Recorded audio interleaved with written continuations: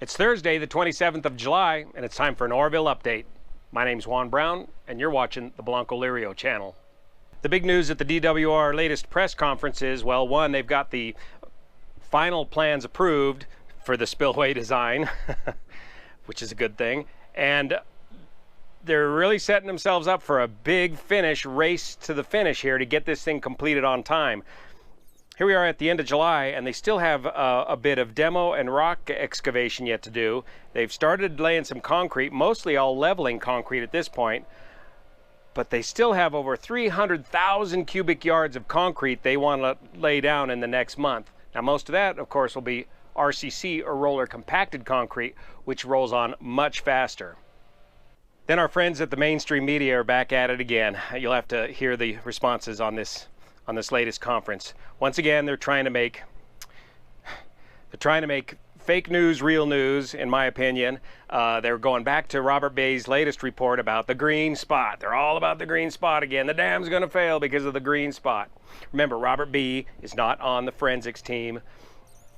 Robert B may very well have an agenda of his own. His preliminary report on the potential failure points of the spillway was pretty acceptable, but now he's going on about the green spot, like so many other folks. Now, to be fair, it would be good if the DWR just came out once and for all with a final study on the mysterious green spot that's been there since the dam was built, and it goes away every summer, as most grasses do here in California, as the summer heats up and it browns up and dies off. So let's go inside and clarify some of the points that we're seeing on the pictures that are coming out of Oroville today. And make up, would somebody please fix his hair? Good grief. And have a listen to some of these questions at this latest DWR press conference.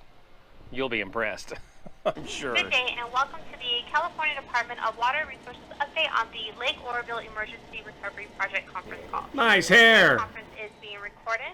At this time, I would like to turn the conference over to Aram with the Natural Resources Agency. Please go ahead. If you would like to ask a question, please signal by pressing *1 on your telephone keypad. Thanks, Dale. We'll take our next question from Tiffany Wong with KRCR. Hi, I'm not sure if Ted can answer this, but I was just wondering if you could talk about whether there are leaks in the main dam and just kind of clarify about the green spots. Yeah, this is Erin again. I think I can take that. Okay, so there's no broken or cracked anchor tendons?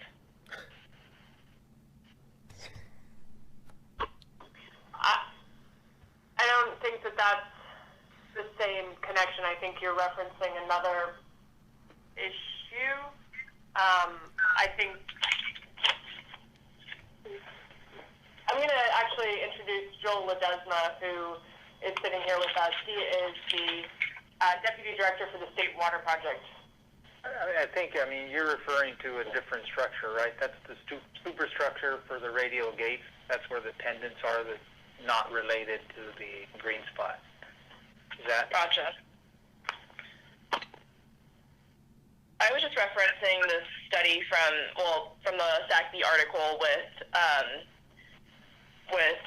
the Robert, I don't know if it's Thea, with UC Berkeley, so that's what I was referencing.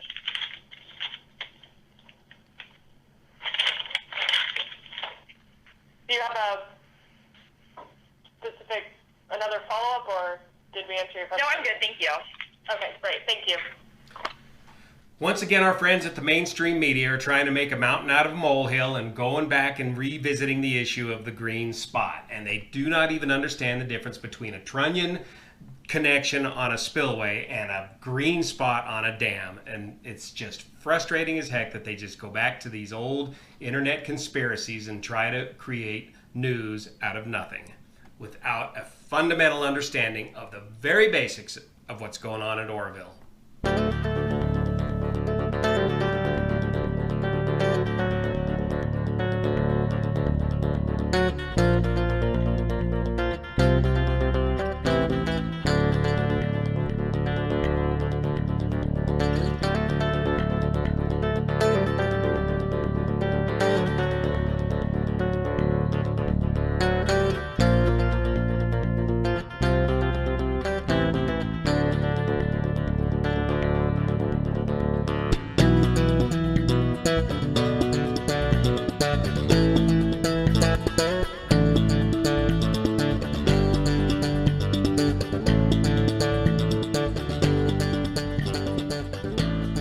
Well, enough of that. Here's what's going on out at the spillway as of Wednesday, the 26th of July. Lake level's currently at 800 feet and still outflowing 6,500 CFS out as they lower the lake level from 800 all the way down to 700 feet, a little lower than normal for what they call public safety at DWR. But what that's buying them is time, essentially time. And they fully expect for construction to continue past November 1st. 700 feet, they claim they'll still be able to meet all their water requirements for folks downstream. The question came up about, well, what about next year? What if we don't get enough rain next year? Well, it's too early to tell. They have to wait until next year's snowpack report, and then they can manage the reservoir to meet next year's water demands, even if the water level is all the way down to 700 feet next November. Watch it this November. Thanks, Pete. The way things go with our crazy water years, if you look at the records, the statistics are all over the map. I bet you they'll be able to run next year. You know, they're going to have the full Hyatt power plant working, all 6 turbines, and the river valve outlet system operating. I bet you they'll be able to operate that reservoir all through next winter without dumping out of that spillway once. But again, that all depends on Mother Nature. Even though they're buying themselves more time by lowering that reservoir down to 700 feet, the claim is they're still on schedule. You know, they've only got half of the prep work done, and they're talking about moving 300,000 cubic yards of material here this next month alone. Roller compacted concrete is being poured right now. Structural concrete is going to begin in just 2 weeks. The boys at Kiewit are claiming they're still on schedule. Mail call, Pete? What do we get? Oh, nice. And a nice bill from DMV. Thank you, Pete. DWR also reiterated that the spillway design is what we covered in the last update. The upper 730 feet of the spillway will be left alone and rebuilt next season. The next 870 feet will be removed and replaced with structural concrete this season. This is the middle 1,050 feet that is to be filled with roller compacted concrete this season. More on this in a minute. And I also got a neat video just came in on the work that is proceeding on this roller compacted concrete that really shows how this is going to work. And the final 350 feet is getting structural concrete on top of leveling concrete this season. One of the questions I asked is to confirm that they're going to bring that level of roller compacted concrete in the middle section of the spillway all the way up to a level point with the structural portion of the spillway, so that it'll be a level transition, no big step down or a gap there to cause cavitation. Same with on the other end. It's going to be a smooth transition from roller compacted concrete to structural concrete. Once they get into next season, they're going to take that roller compacted concrete portion of the spillway and grind it out down the thickness of the structural portion of the spillway, and then build the structural portion and rock bolt it to the RCC portion. You got all that? Do I need to draw a picture? One of the other questions I confirmed was that the secant wall, as you fly over the build right now, the secant wall does not extend all the way across the emergency spillway.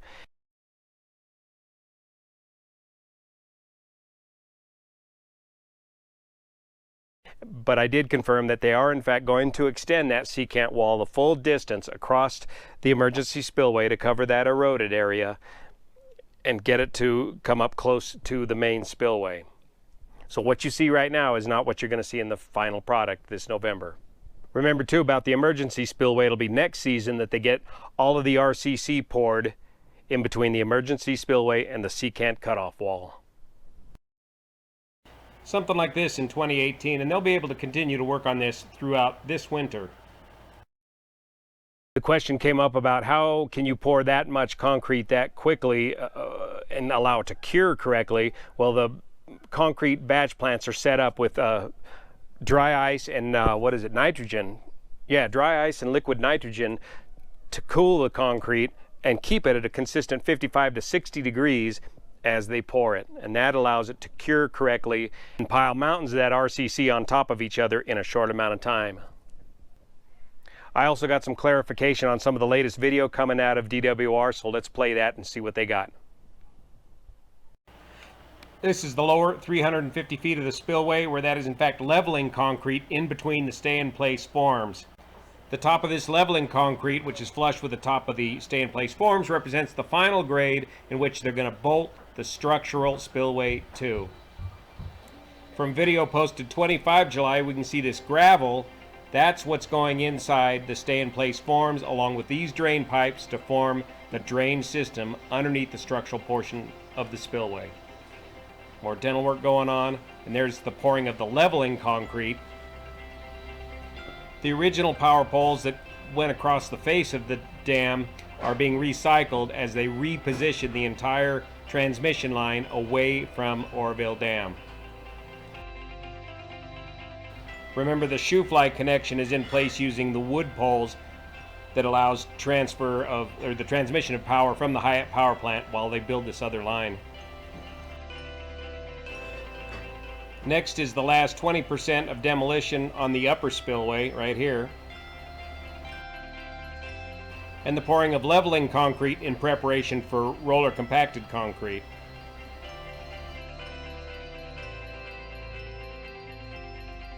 Coming up next is a close-up of what's going on inside the stay-in-place forms, the gravel, and drain system.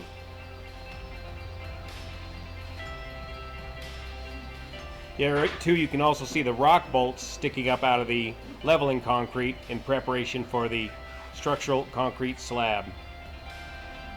And that's inside the forms. And there go the drain pipes. Perforations for the drain pipes. And more gravel. Just like narrating an air show.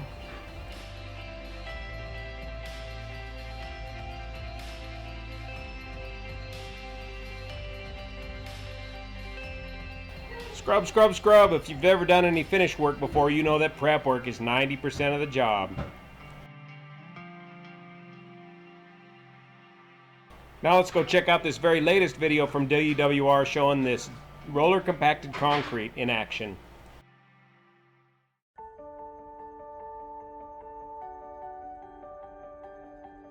Well, a picture's worth 1,000 words, as I often wondered, how are you going to get roller compacted concrete in these narrow, irregular shapes at the bottom of the spillway? And there it is, rolling it in place. Croyle Canyon has gone to the rock crusher. This relatively new technology is how this race is going to be won against Mother Nature. Roller compacted concrete, of course, is much drier than regular concrete. Just dump it out like hot asphalt, even though it's cold concrete. Grade it out into about a 12-inch lift. And then compact it with whatever means you have available.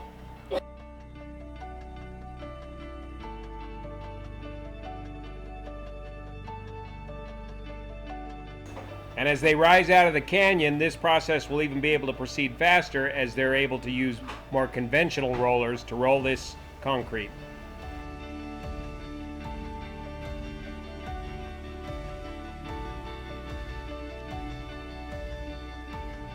This work will continue 20 hours a day in 2 shifts, avoiding the 4 hottest hours of the day.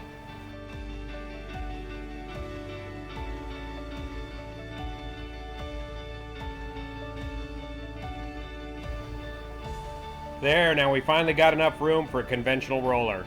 This will go fast.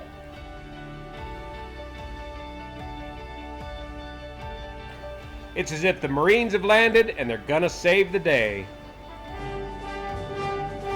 So stay tuned for further updates as we continue to watch this amazing race at the Oroville Spillway.